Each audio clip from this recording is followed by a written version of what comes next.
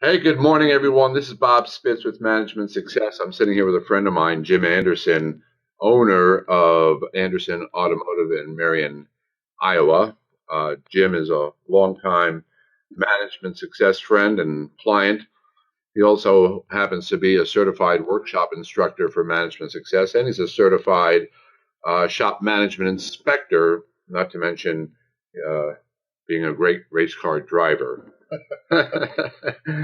And Jim and I are talking about just how 2015 went and what 2016 is all about. And one of the things that we're talking about is all the inspections that Jim did, shop management inspections he did on shops across the U.S. and Canada. And we're just going to talk about some of the things that he saw, commonalities in shops, things that might be enlightening to those who are listening, things to look for.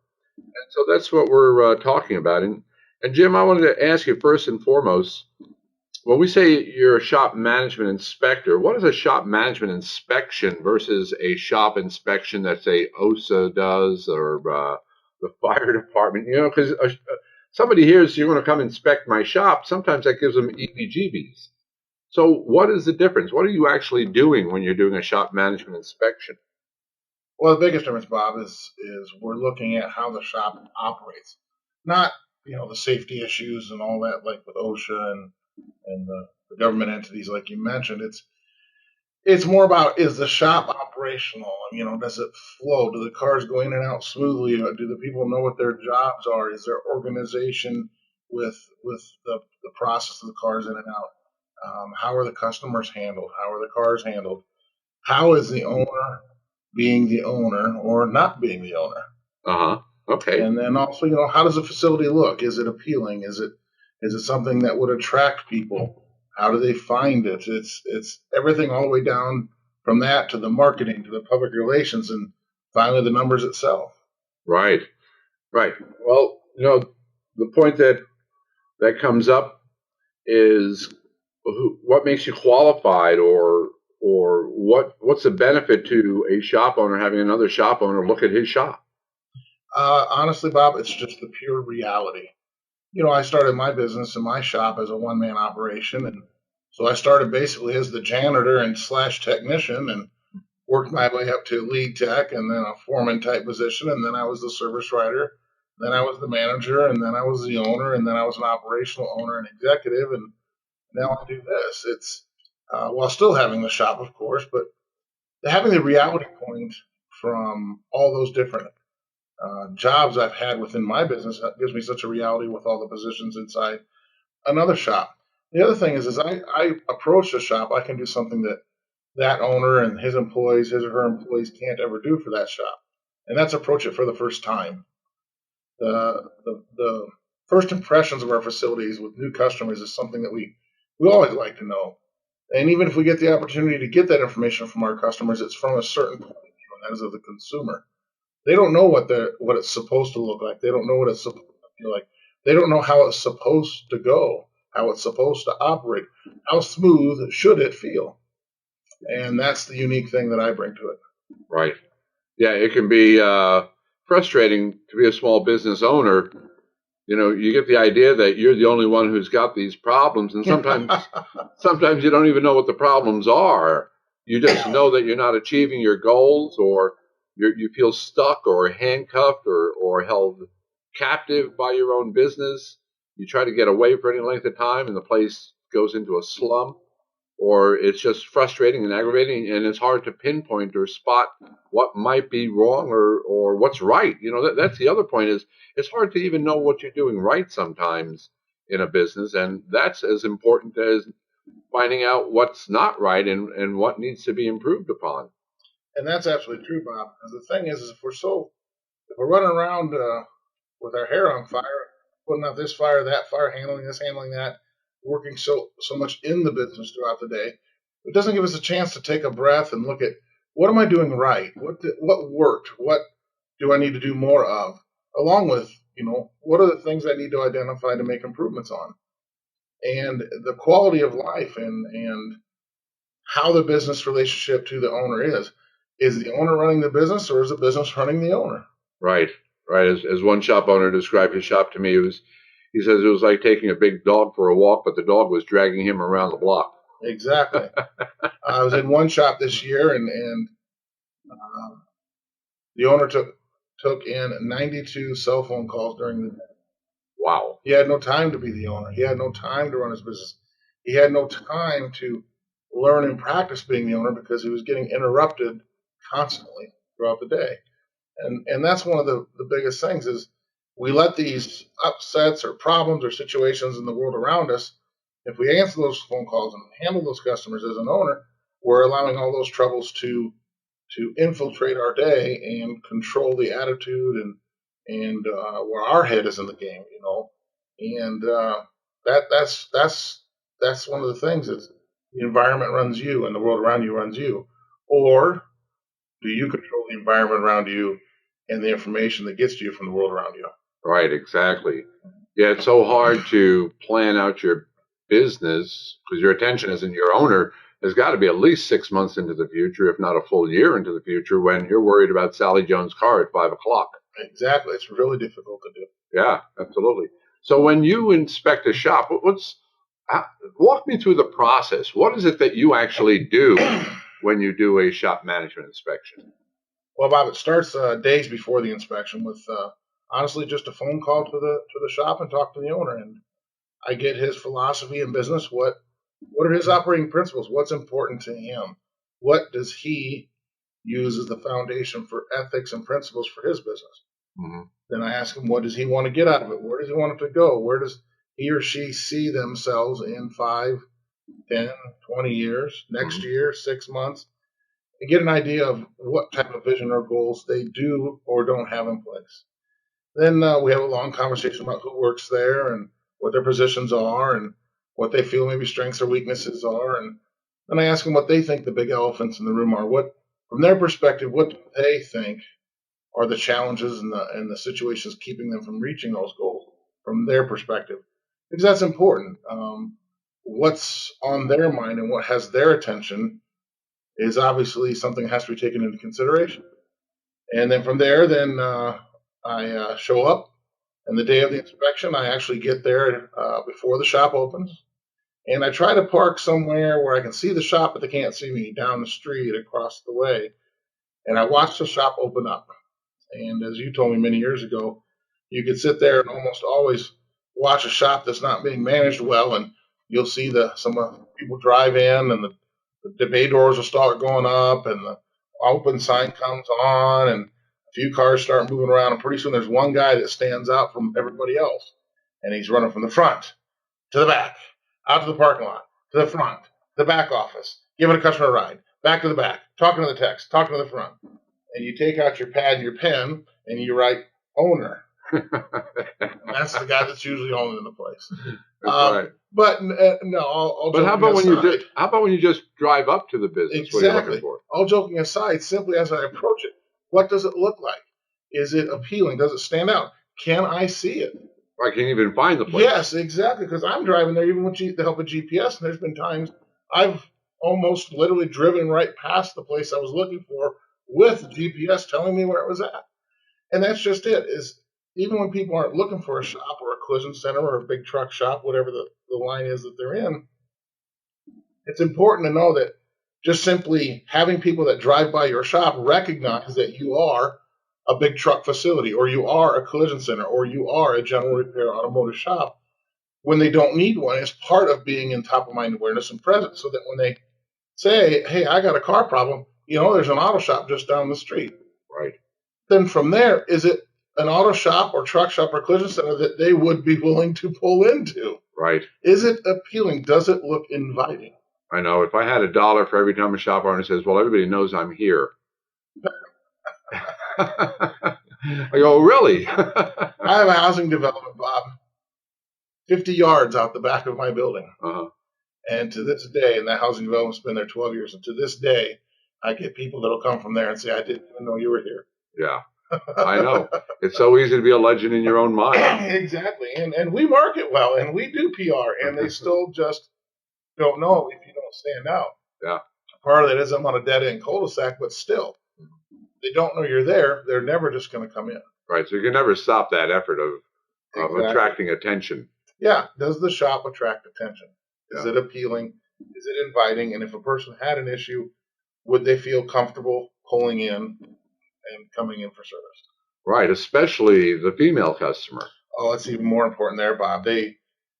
Women are, they're very much about comfort and making sure it's inviting and it looks like a place they can pull into and not stick to something or get. I mean, there's professional women and mothers and these gals that come in and they don't want to get dirt on their clothes and they don't want to be talked down to and they certainly don't want to go into a place that's intimidating. Right. I had one woman here at Management Success tell me that she will drive by the shop first and check for what she calls the yucky factor before she even pulls onto the lot. Yeah. And then the biggest determining factor for a female is if they ask to use the restroom. Yeah, baby. If you're a shop owner and a customer, a female customer or any customer for that matter, asks to use the restroom and you cringe even a little bit, that's a problem. That's right. Now, after you've found the place and you pull into the yard, what are you looking for? Well, honestly, like I said, I watch the place open up, and then I come in and I'll park, and I'm looking for that simple aspect. Where do I park? Is it apparent where I'm supposed to go as a person entering this business? Is it marked? Is it not marked? Is there directions? Does it make sense where to go, or am I on an Easter egg hunt for a parking spot? Once I establish that, I park the vehicle and I get out and I stand there and look at the building and look at the grounds around me as a consumer for the first time. And then I usually start walking around the building and just taking a whole bunch of pictures. And first of all, I'm getting the pictures for my information, but I'm trying to see if anybody notices me. Does anybody engage me? Does anybody say hello? Come out. Can I help you? What are you here for? A lot of times they know I'm coming, but sometimes they don't. Right. And it's amazing the different reactions you'll get to people actually coming out and approaching you and asking you if there's anything I can do for you or introducing themselves, even if they know it's me, versus the people that you're invisible to, it seems like. Right. Yeah. Yeah. As I used to joke, the service writer with the wrong attitude sitting behind the counter and looking out at someone struggling to find a place to park or not sure what to do. And because of his own tone and his own attitude towards customers, he'll just sit there and watch them. Mm-hmm. And even worse, you get into, the more antagonistic service writers. He'll say something like, "I'll wonder how long it'll take this genius to find the front door." Yeah. I call it front door vision. In racing, it's hood ornament vision. The driver's always crashing. It's because he isn't looking any farther than his hood ornament. You need to be looking down the next straightaway and into the next curve. Service writers that have front door vision, they don't look past the front door. Right. They don't react. They don't respond until the front door opens. And that's just not the way it should be. No, it shouldn't.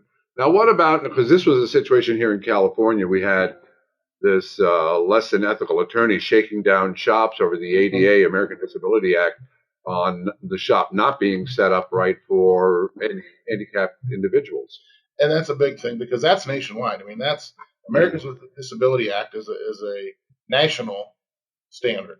Now, in the different locales, there's certain things where older buildings are grandfathered in, historical things like that. But anytime you have any type of new construction or a newer remodel, there are those standards that have to be in. And if it's not apparent, like handrails in the bathroom and too large of a rise to get in the door and such like that, those are things I have to note down. Am I an expert in the Americans with Disabilities Act? Absolutely not. But you know what?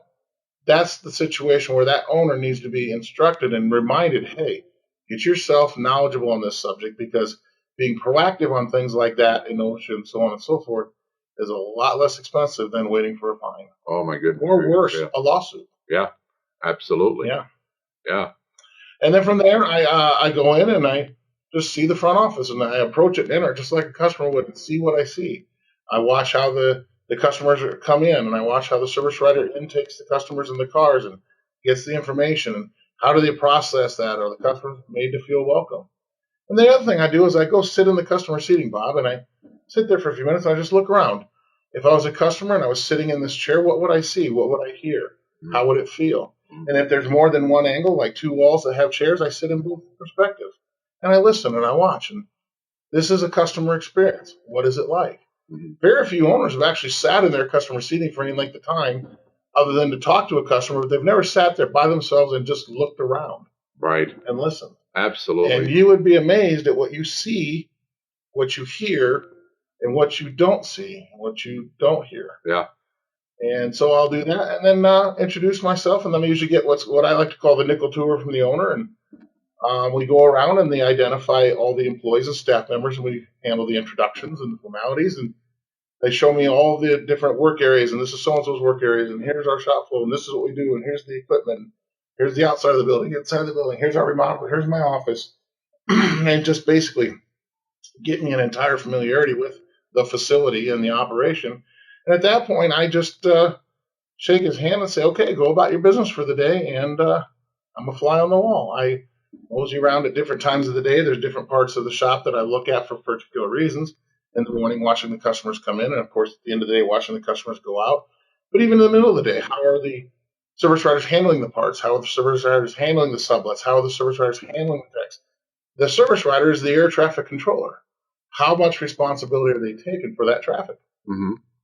Now, I just want to back up, and that's absolutely true. I just want to back up for a minute on the nickel tour.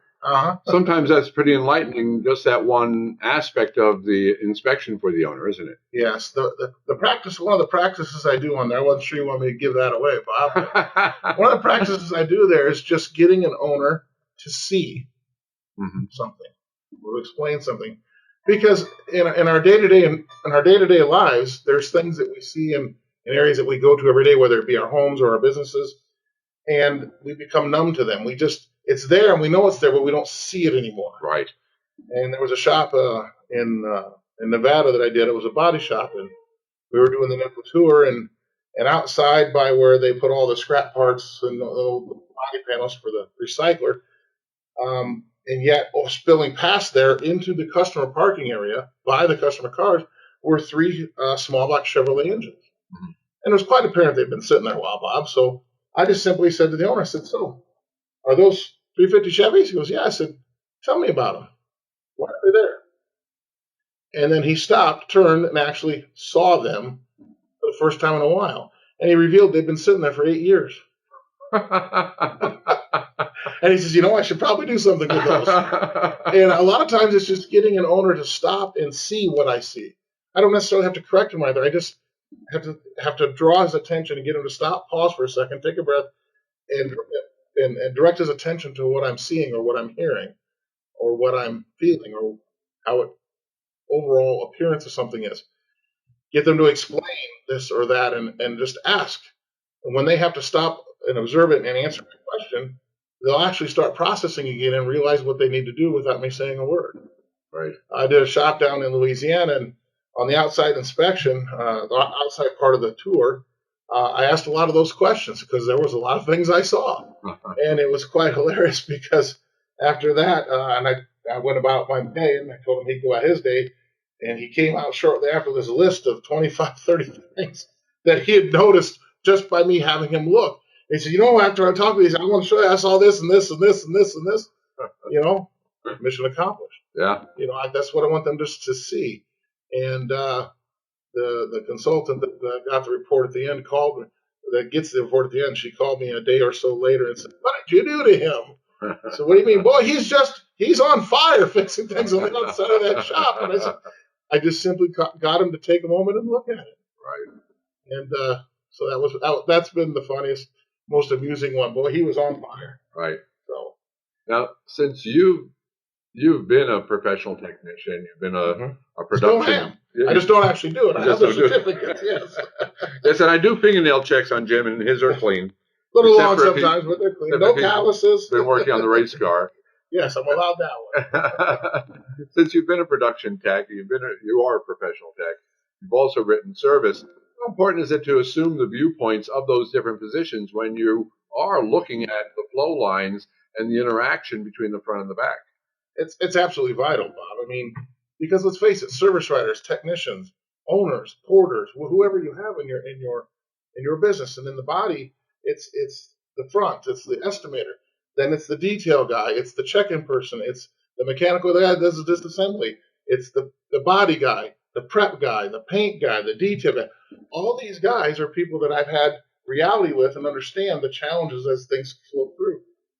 Knowing what they do, knowing what they go through, and what their reality is like is it's invaluable, Bob, because I can see things from a perspective because maybe the owner of this shop, whoever he or she may be, has never been a professional technician. Right.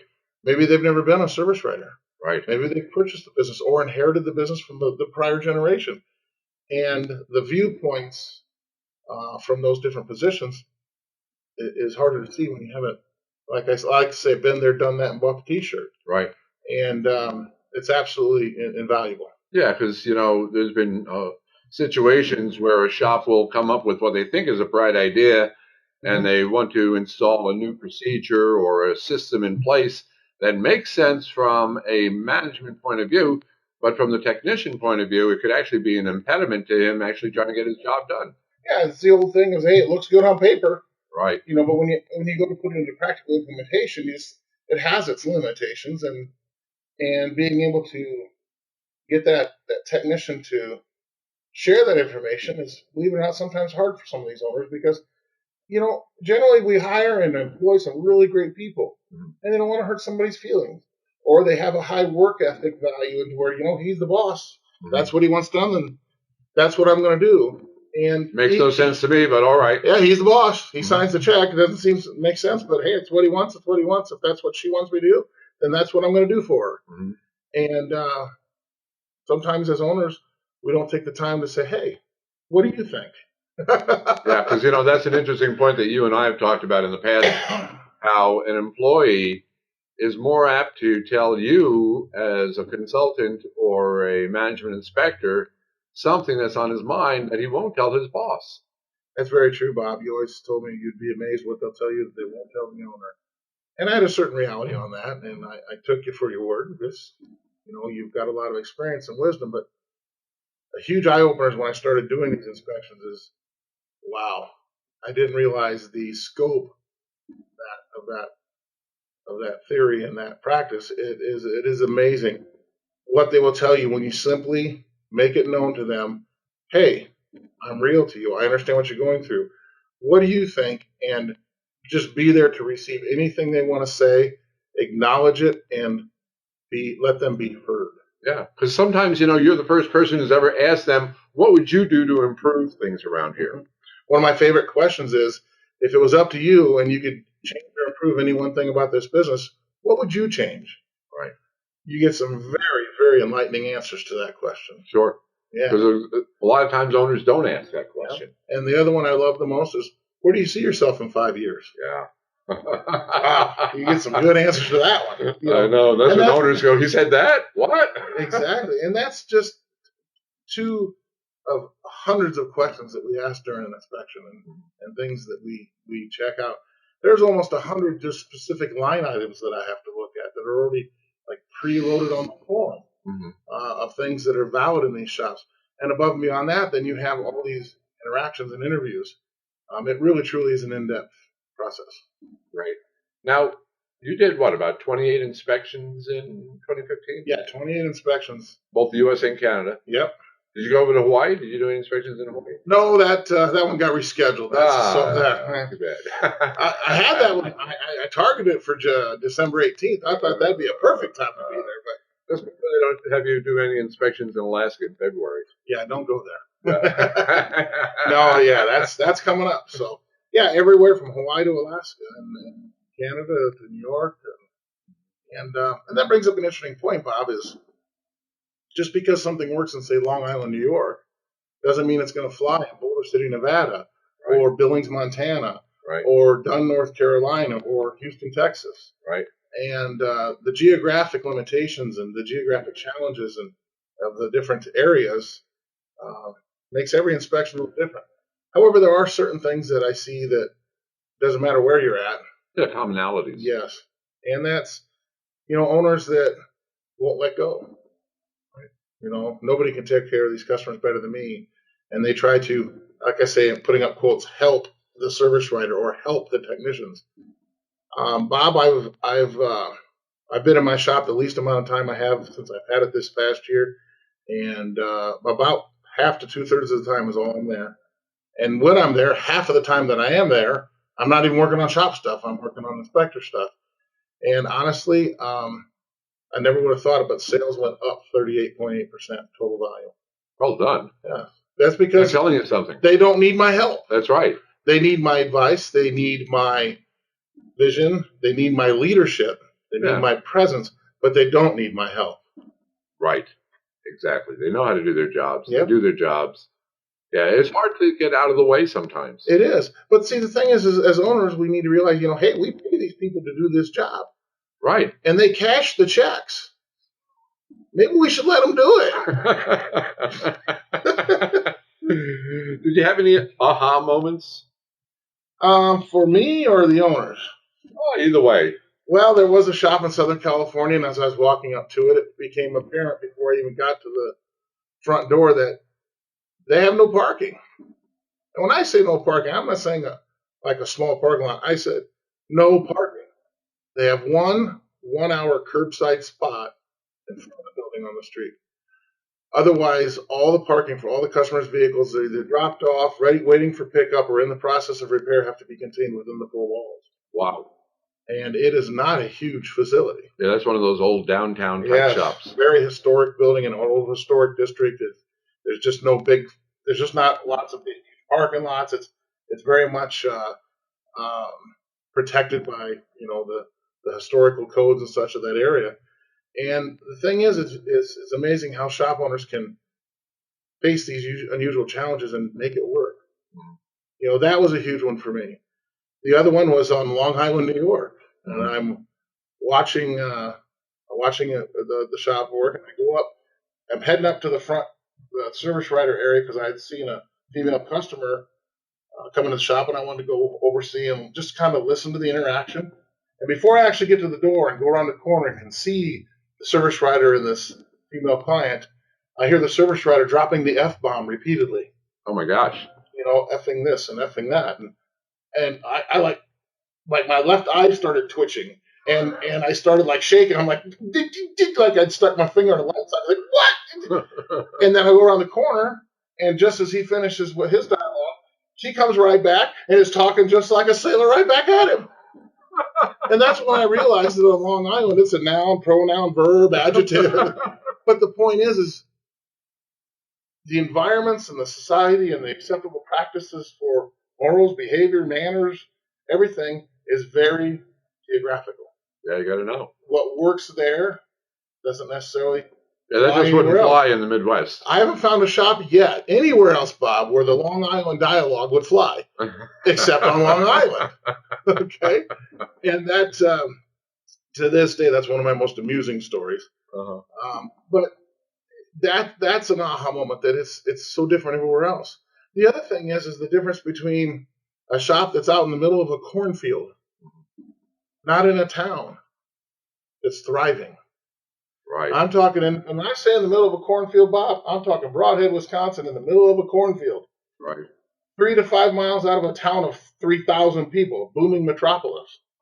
And you have to take 6 turns to navigate. It's not like straight out of town on one road and there it is on the left. No, it's out of town, hang a left, then a right, then another left, go around the curve and hang a left and go down half the way and go on the left. That kind of an out in the middle of nowhere, yet it's thriving. Right. And then you have shops in the middle of these huge urban areas or big, large population centers that are struggling. Yeah. And it comes down to processes, procedures, attitude. Attitude of the owner and willingness to let go. The size of any group and the growth of any group, Bob, is limited by the person at the top and their willingness to delegate duties and responsibilities to others. Yep. The more that they wish to hold on to themselves, the limitations for growth are going to be present. Right. And that's some of the aha moments. The other aha moments is, you know what? As shop owners, we are very, very awesome people, and it's amazing what we can overcome and the obstacles we can see, and the way we can just make it work.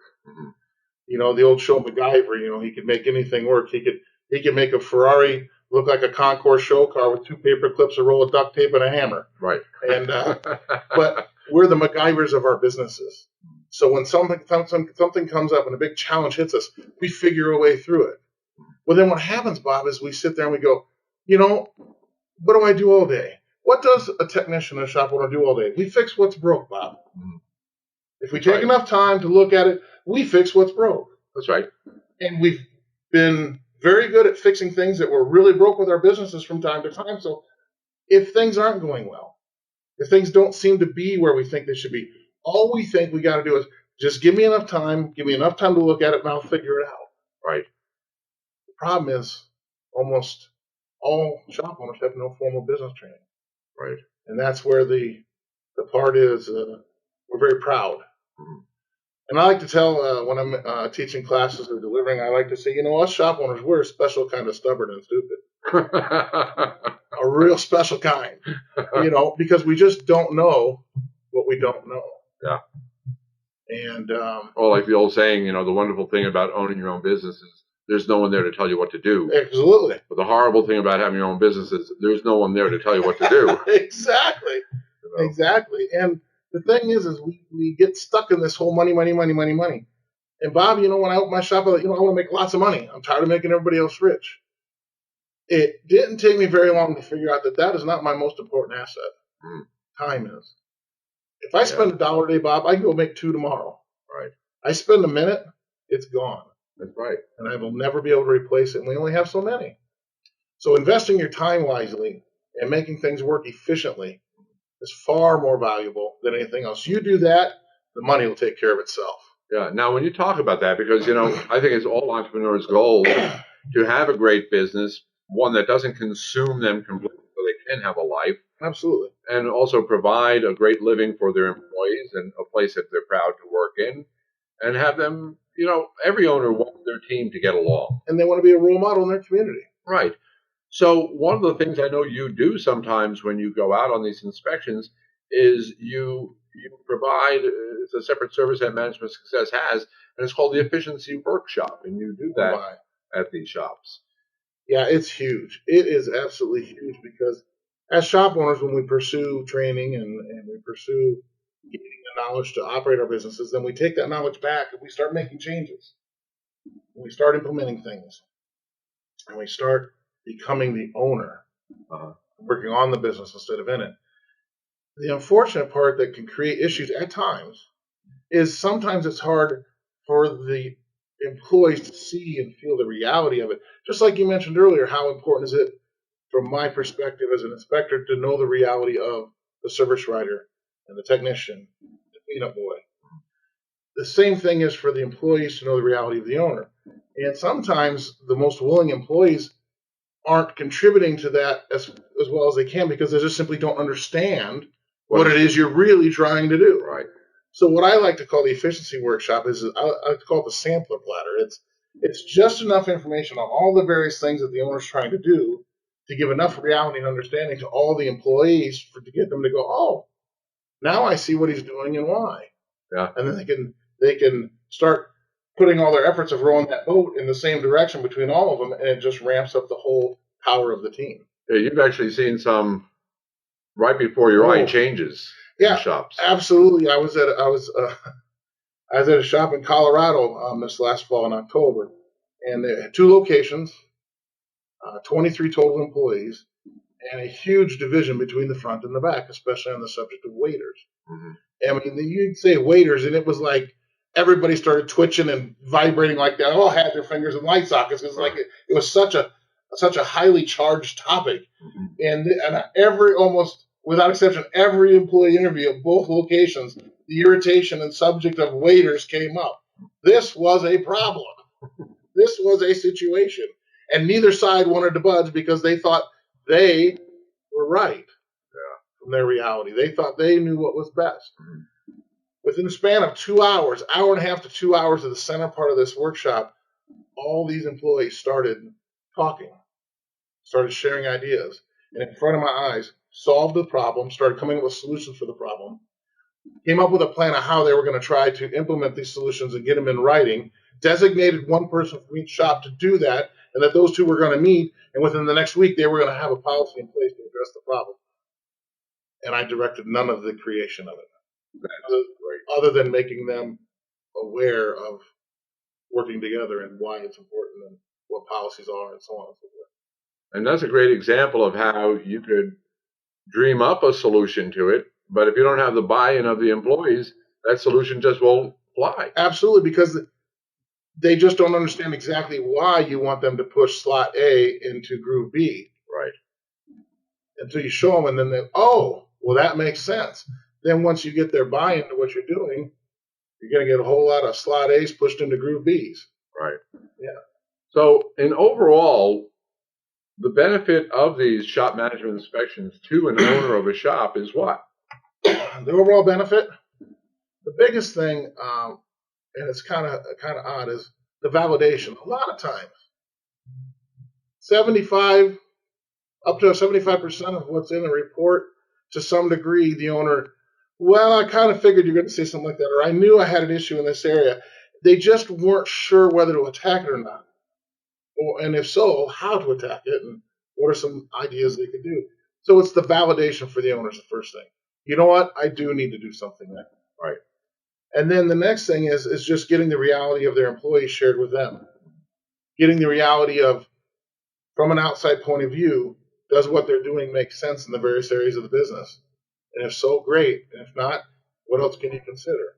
And if there's anything that they really need to know that's, not ideal or optimum, or a point of issue that's holding the business back, we need to make them aware of that.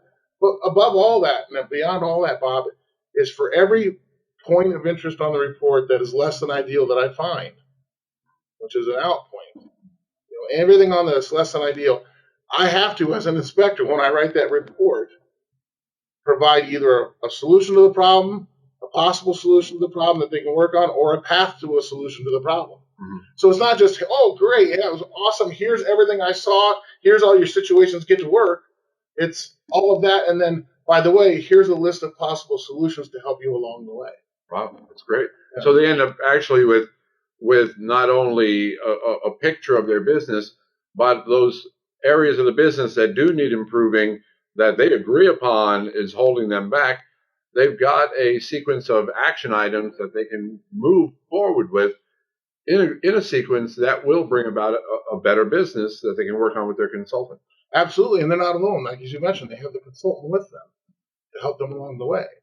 Because sometimes the solution or the potential solution or the direction has more steps to it, because there may be more things that pop up as you start implementing that need addressed. And having that consultant with you by your side through that to help you through those ups and downs or things that pop up or situational occurrences is invaluable. Because these reports, the shortest one I read about was 21 pages. The longest I think was 32. Mm-hmm. These aren't just, here's a couple of paragraphs of what I thought. These are in-depth evaluations of everything, mentioned all the way down to the P&L and the finances and the marketing, public relations actions, and it's everything. Right. And they take between 8 and 16 to 20 hours to write. It's not, this isn't taken lightly. Yeah. No, I think it's a great service, and I think you've been doing a great job at it, Jim. Well, thank you. And you're very much appreciated by, I know, a lot of the shop owners who you've inspected their shops, and it gave them a path and a direction to take it to the next level. The coolest thing is when I see them, maybe at the next convention or a class, and they'll walk up to me and say, Jim, I just want to shake your hand and thank you for helping me so much and getting me going in the right direction, or giving me the kick in the butt I needed, or giving me the validation for what I thought I needed to do. Because a lot of times, Bob, these shops aren't in like chaotic, they aren't like a hot mess. A lot of them are really good operations that just need fine-tuned. Right. Some of them are a hot mess. But irregardless, it's so powerful to me, rewarding to me, to know when they come up to me that something I did helped improve their situation. And they'll walk up and just want to thank you for it. Yeah. Because sometimes these guys have been stuck with a problem or a situation for a long time, and they finally have a solution, a path out to take them to the next level. Absolutely. Well, thanks for your time this morning, Jim. Not a problem. Appreciate it, and bundle up. You're heading back to Iowa. That's okay. Been 15 days, and you know what? Shop hasn't called me once. Oh, that's fabulous. All right. Take care. If you'd like to know more about the Management Success on-site shop management inspection service, or how we can help you get on top of your business and take it to the next level, give us a call at 818-500-9631 and ask for Robert or Athena, or visit our website at managementsuccess.com and do the free online shop business analysis. We're wishing you success. Thanks for listening.